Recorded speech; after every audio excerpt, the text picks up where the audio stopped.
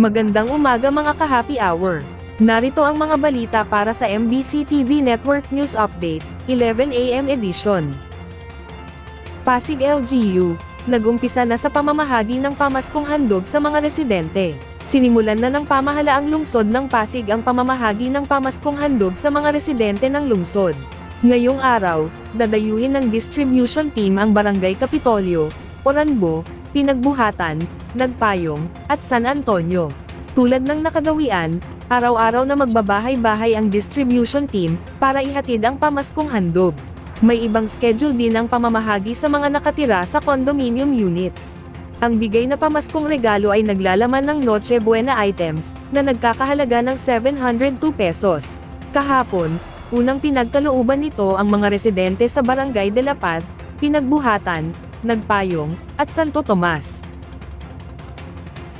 Samantala, MMDA, paiigtingin ang clearing operations sa Metro Manila ngayong Disyembre. Pasisiglahin pa ng Metropolitan Manila Development Authority o MMDA ang clearing operations sa Metro Manila ngayong Disyembre. Inaasahan na ng MMDA ang pagdami ng sasakyan sa lansangan, ngayong panahon ng Kapaskuhan. Partikular na pagtuunan ng ahensya ang pagtanggal sa mga iligal na nakaparadang sasakyan, at iba pang sagabal sa mga kalsada at bangketa. Bukod dito, ang iba pang obstruksyon tulad ng iligal na terminal, mga nagtitinda sa bangketa, nakaharang na barangay outpost, ring ng basketball, construction debris, at iba pang nakahambalang sa lansangan. At yan ang mga balita para sa MBC TV Network News Update, 11 AM edition.